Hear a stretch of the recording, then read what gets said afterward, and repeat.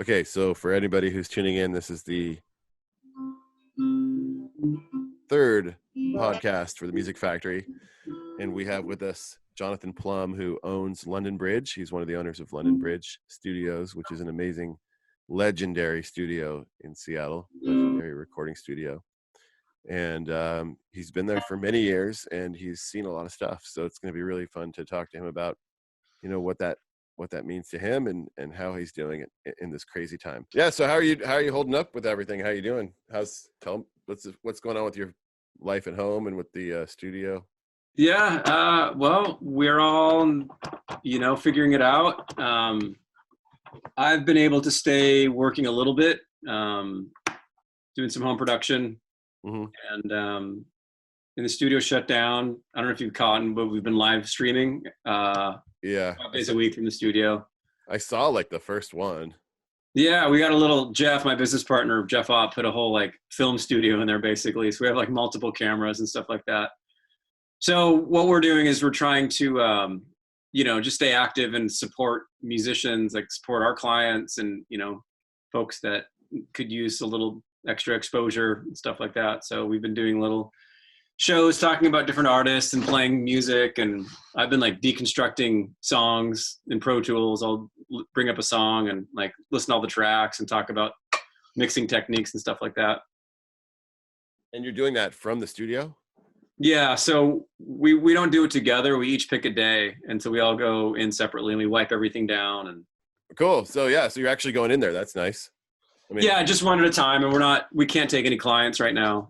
Yeah, so. it's kind of what we're doing here at the Music Factory. I'm here right now. You guys are teaching remotely? Mostly remotely, yeah. Yeah. I got lucky that I had some family basically that gave me the heads up really early on, that they were like telling me to watch out, it's going to get bad. And I was skeptical. Oh, interesting. Yeah. But they were like, you better do something now. It's going to be a big You were deal. prepared? I was prepared. Like I had basically like told all the teachers, like I held a meeting with everybody.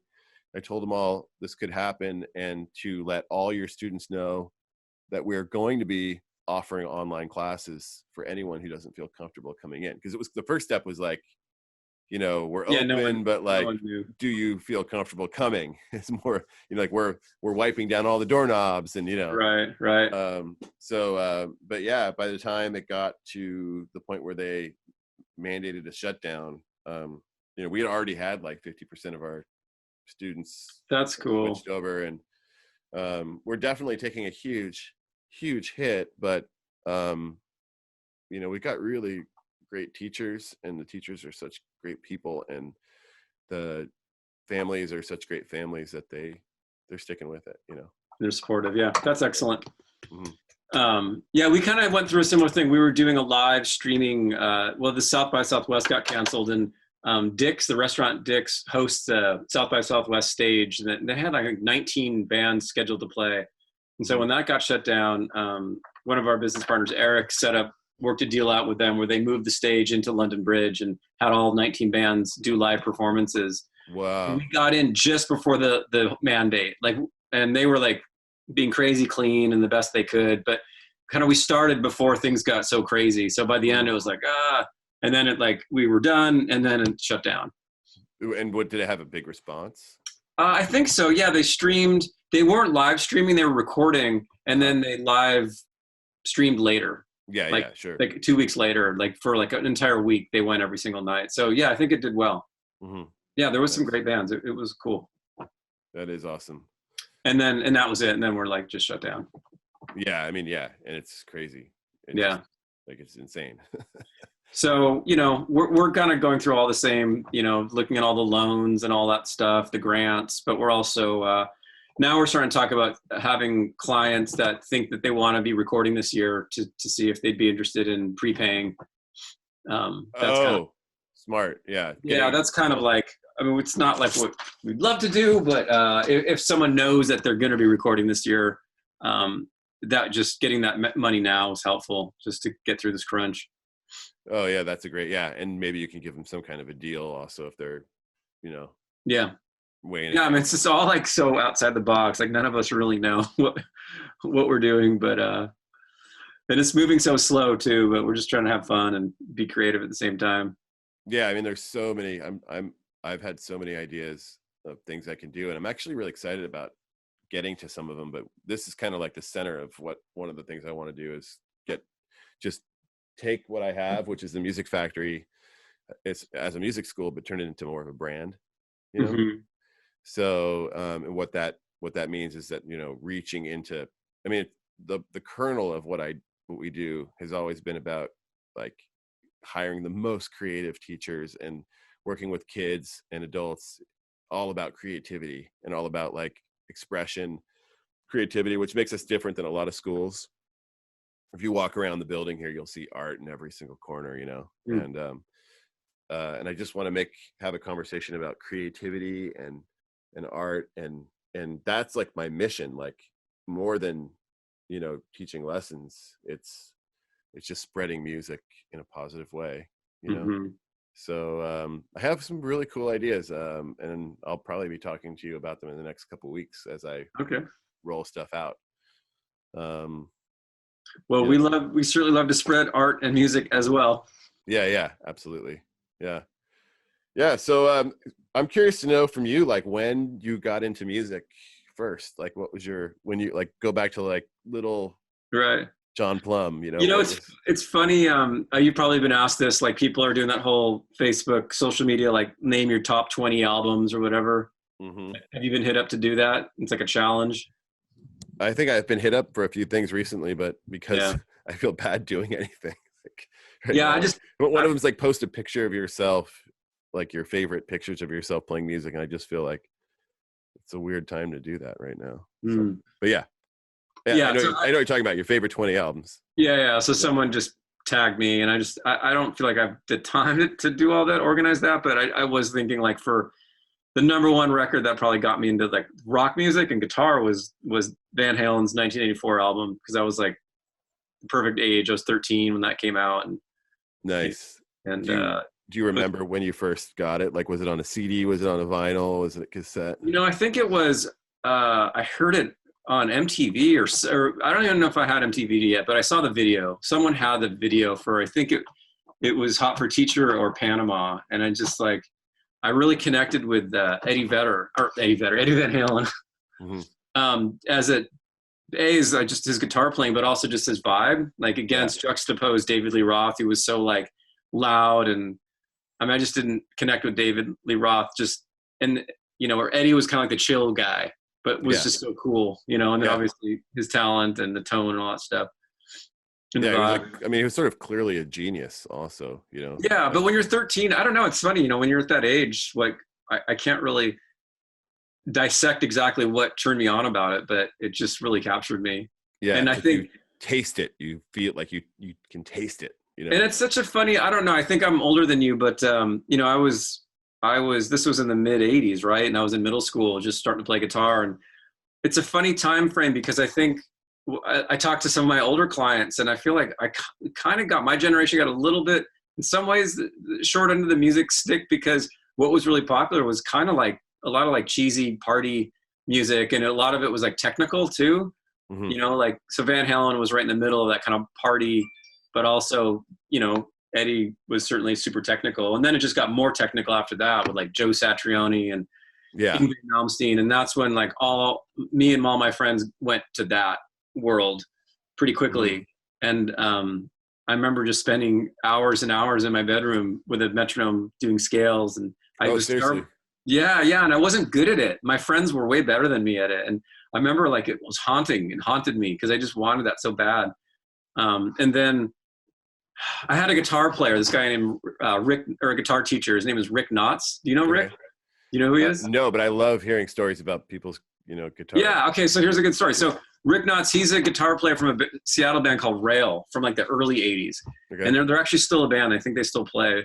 But he was a guitar teacher teaching out in Woodinville or Overlake, I think. And he was like, they'd already been on MTV and stuff like that, but I think the band was kind of in decline, and he was teaching. And he did a workshop at a recording studio for his students. So each student had to pay like $30, and I think he booked 3 hours of studio time at Triad Studios in Redmond, which is now closed. And Tom Hall was the engineer there, and Tom Hall was an engineer on like the first Queensryche record and did a bunch of cool early Seattle stuff. So he had like 30 students in the studio, and I signed up for it, and I went. I didn't know anything about recording studios or nothing, but I just walked in this room, and it was a big studio, big control room with a giant mixing board and 1,000 knobs and all that stuff. And I don't know, it just completely captured me. And then they were doing a little mock recording, and I just heard how crisp everything was. And I just really dug hearing how clear that was, like we did a couple overdubs, and hearing it coming through those monitors, just how awesome it sounded. And that just really captured me. So from that point on, I remember going home and telling my parents what a cool thing it was. And fortunately, my folks were really supportive, and they actually did a little research on their own, and they found that they were just making cassette 4-track recorders. Yeah. Like consumer quality kind of thing. So for Hanukkah, we're both fellow Jews here. For Hanukkah one year, my dad, that year probably I was 13, maybe 14, got me a cassette 4-track. Yeah, those I remember those because we had them, and you could record like a certain amount of tracks, and then you'd flip it over. There was some trick, like you could flip it over, and then it would be backwards. Like you could you could do that, but it was a normal cassette tape, which no one uses anymore, but it actually does have 4 tracks. Because you think of it stereo left and right for one side, then you flip it over, and then you get the other. That's right. What the 4-track recorders did is they utilized all four heads going one direction. So cool. Actually, now thinking about it, like that's pretty amazing. Yeah, and you could and actually it's analog. It had a cool sound, and you could flip the tape over and like do backward solos and stuff. I remember I did some backward solos, thinking like, oh, I'm like the Beatles now. So that was like the perfect like exploratory play tool, for a 14-year-old kid in his bedroom. Like, and I had one microphone, and my folks bought me one book about audio, and that's all I had. This is like pre-YouTube and all that stuff. But I just spent like the next 3 years in high school. It's all I did. I didn't have any girlfriends or anything. I just sat in my room and made multi-tracked. And it was cool because while my friends were really like still shredding, like I kind of stopped worrying about that as much and started recording myself and like writing songs. And I don't think I ever I'm not a great songwriter, but I guess when I think about it, at an early age, I was just loved the idea of like overlaying parts, and that was songwriting. And so it removed the sort of the technical bullshit. Oh, sorry if you don't want me swearing. It's okay. It's okay. So that's how so I think by the time I was 16, I had already, those Mix magazines. I don't know if you remember Mix magazine. It's just a subscription magazine. And it's still going, right? Mix magazine. I think so. Yeah. It's like audio porn, like big photos and I just saw that, and just like, I knew that's what I wanted to do. So by the time I was 16, I was like, I want to be a recording engineer. Wow. Which was like really, really nice to be that young and have a direct path like that. No, absolutely. Yeah. Similar for me. I knew very young, what I wanted to do. And yeah. I mean, you and I are very similar in that we both are crazy passionate for the thing that we love to do. And we're going to do it no matter what. And that's like, people always ask me that, like, how do you get into engineering? Or, it's like, well, you just, how did I not? Yeah. It gets into you, I think. Yeah. Totally. Yeah. But back to the 80s thing for a minute, the one benefit of all that shredding and practicing is I actually have a decent technique. Like I can pick and do scales and stuff like that. Nice. But I've never practiced. I haven't practiced in like. Yeah, you got in some ways you can. I've noticed that you can almost like get all the practicing you need to at certain years or certain ages, and it just kind of like will stay with you forever. Kind of like learning a language or something. Right. So like when the 90s hit and suddenly it became not cool to be technical. I kind of noticed a bunch of, a whole generation of crummy guitar players came out that had no technique, And so I didn't like I way outgrew the shredding solos, but I do have some proper technique, which is nice. Comes in handy. I mean, it's really, I think it's great because like there's I always say this, but there's a whole generation of kids now, that don't and didn't have what we had and what generations before had, and like just like having access to like any song on YouTube or any like live show Oh, that you yeah, can how ever to, imagine. Like yeah, when I was a kid, you know, I hate to be like sound old, you know, like when I was a right, kid, but you know, if we had like our hands on a Jimi Hendrix, like one Jimi Hendrix VHS video recording, and we could pass it around between friends or something, right, like right, that would be the holy grail. That was the only chance you really had to see what he looked like, you know, on a video. Like that was kind of what was it, you know. right, right. And then also like the, you know, the records I learned off my dad's record collection, you know. He had Hendrix records. He had, like, you know, all sorts of Steve Ray Vaughan, all sorts of great records, you know, and even older great stuff. But, you know, it was like the records that I had in the house was the records I had in the house. And if I wanted to listen to music, I had like 12 choices, you know. Right.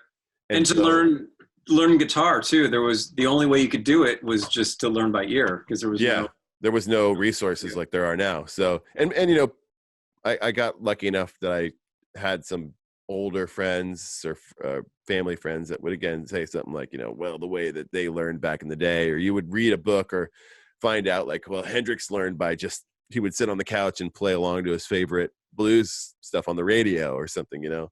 Mm-hmm. So it's like that's what we did. We you know, I put the records on and learn from the record. But there's certain records where I knew like every part of that record, you know, because I listened to it over and over again.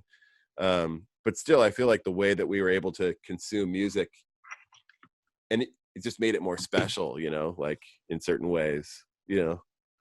And Yeah, I mean, I think I kind of got to assume that idea that it forced us to use our ears a lot more. Where I mean, it's like that. I think with any old technology, you know, you kind of are forced to get more fundamental with it. Where now, like, you just can pull up a clip and watch someone and watch their hands, and you've got it. But I think that time of exploring, like, I remember the big thing was learning Ozzy Osbourne's Parent or Crazy Train. yeah, Crazy Train. Nobody could figure that out. No one got it right because no one. You couldn't see what Randy was doing, you know? Yeah, so everybody did something close or something. Yeah. And you could just tell, like, no, but it's so close.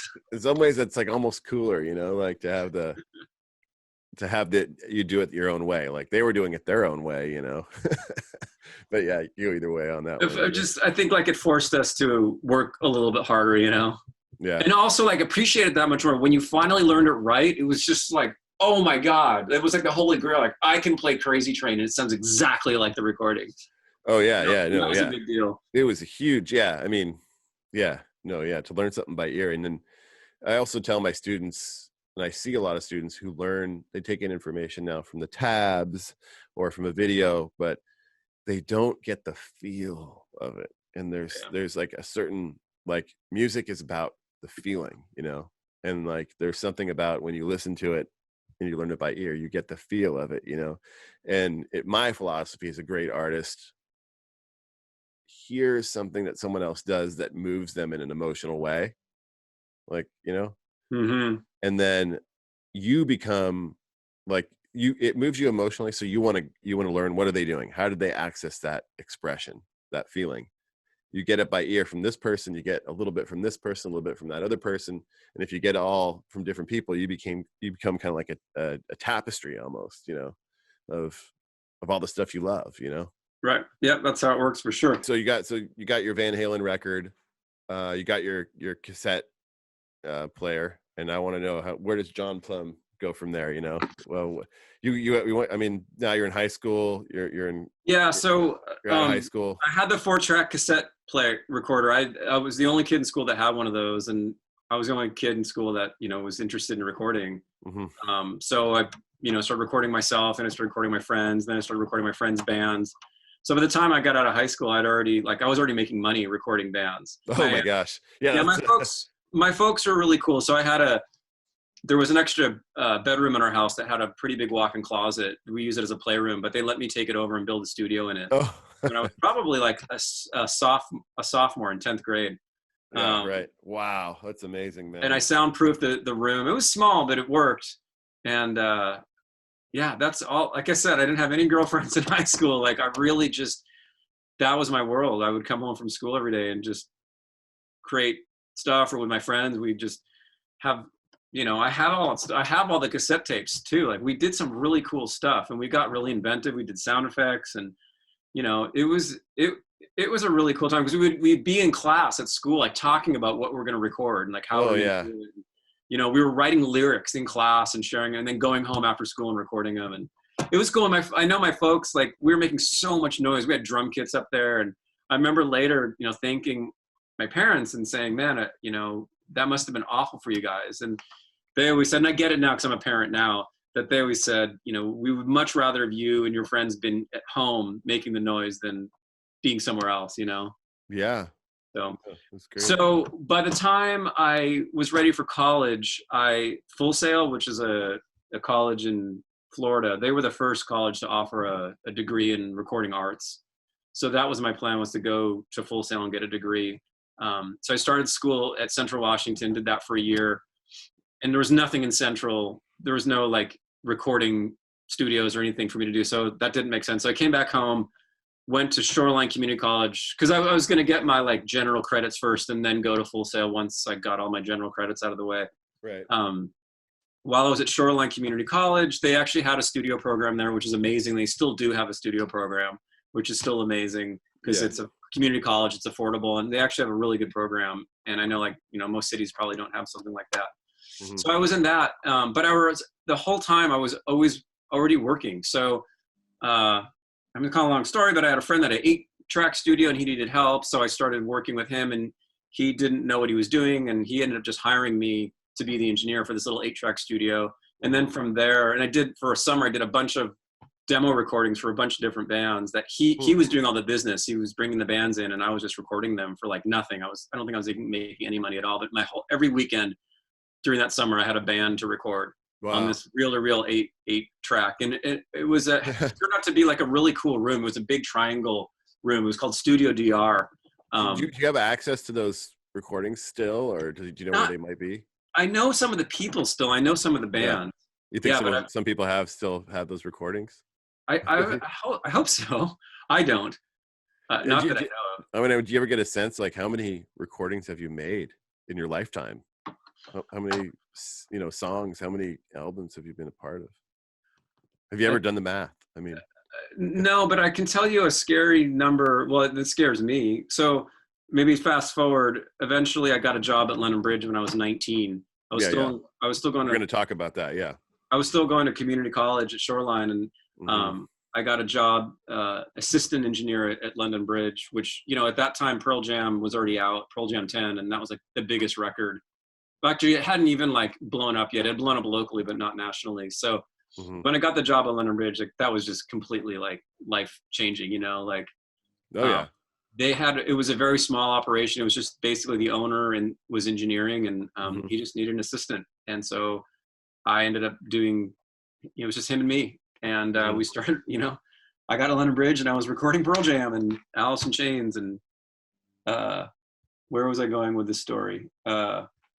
Well, you started off at the 8-track studio, and I asked you about all the recordings that you had. And you're how many? Scary. Oh yeah. So I started working at London Bridge when I was 19. Yeah.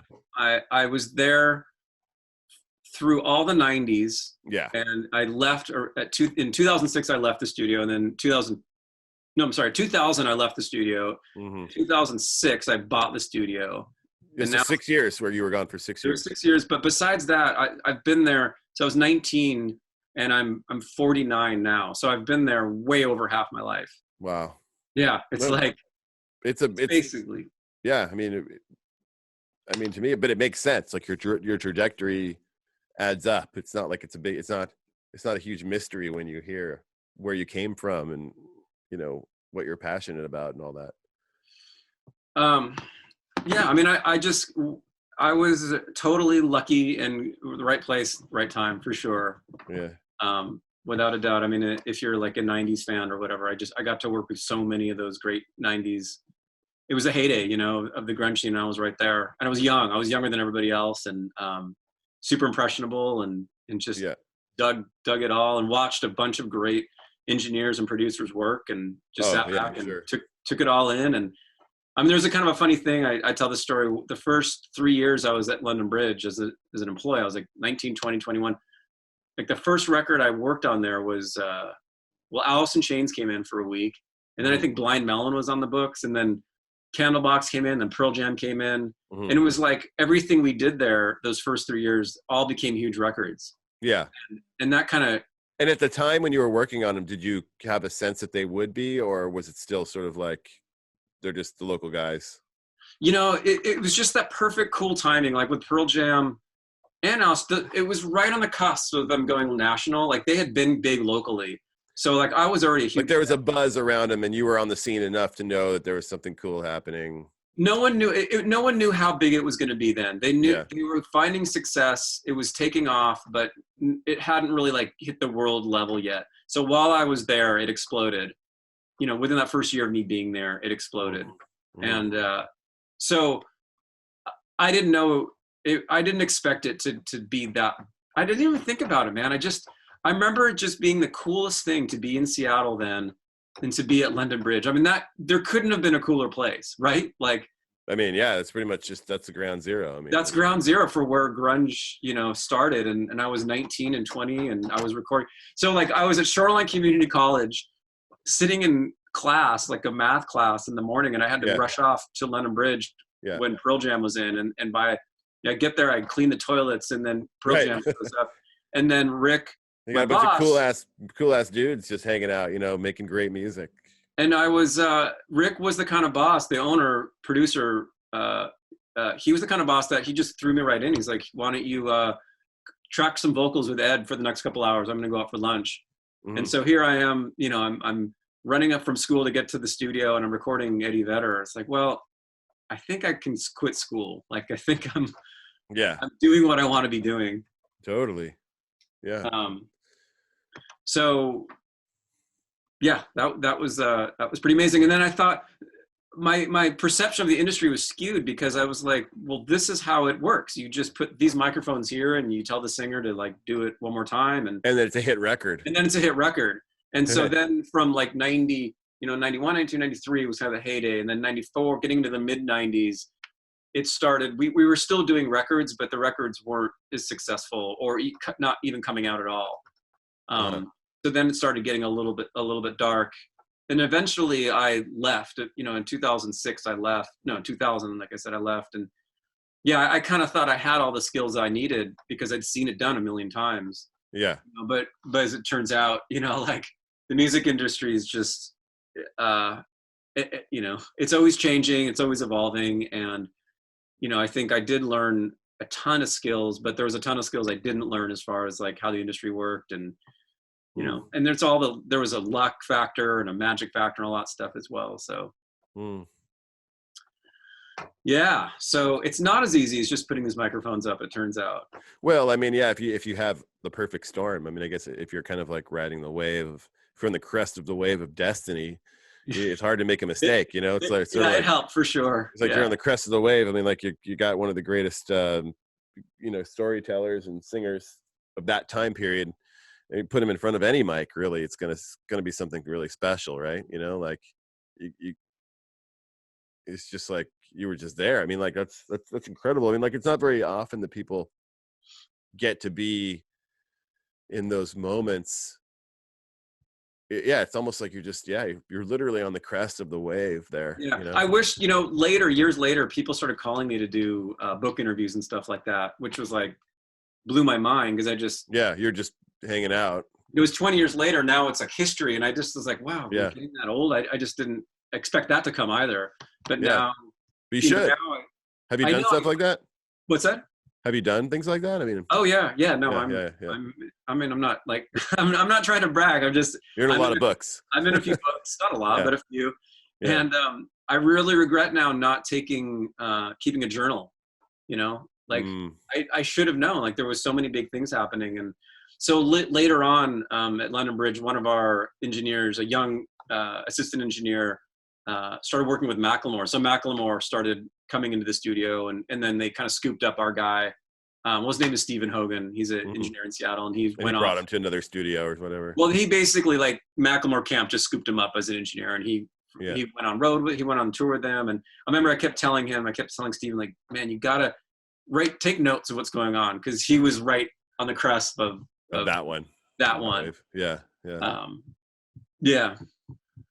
Sweet. Yeah. Nice, man. It would be great to like actually do more stuff with London Bridge, just because it's just such an amazing place. There's just so much there. Like maybe we could do another Music Factory podcast where we actually like walk around the studio and check stuff out. I don't know, anything's Yeah, possible. yeah. Well, and vice versa. We have our own little podcast thing going as well. And Yeah. um, And what are you guys doing next for your podcast? Do you have anything? well, it's not a podcast. It's a video stream. They're like just little video episodes, like talking and stuff. A lot of. We're doing the same thing. We're trying to support the artists that are in our community that that we like and that are have worked at London Bridge, and trying to figure out ways to support them. Like you said, everyone's out of work right now, so we're featuring artists that we just had releases or all that stuff. Yeah. And we're also doing a grant program where we're asking people to donate money to the studio, and that money will go to help pay for, musicians, once we can open up, for musicians that need, a little extra help with studio time and stuff like that. So it's going to help subsidize studio time for them. That's awesome. Yeah. I mean, it's like, we feel, it's weird because we feel like we want to be the leaders and just like the leaders in our community, how we can help our music community, because we are the music community, but at the same time we need help as well. So it's sort of it's a funny balance, like, but we all have to do it together, Yeah. I mean, I think so that's actually what's beautiful about your idea of connecting like this, Ari. It's like making all those little interconnections and finding little ways that we can help support each other. And I'm here to help support you and your business as well. So nice. Yeah. Yeah. That's so sweet. Cool. Well, I think we both have things that are coming up in the near future. So I will put a button on this and send it off to the podcast editor guy, and we'll get it up on the internet sometime soon. Very cool. Yeah, let's keep in touch, and any ideas if you want to throw them past me, and vice versa.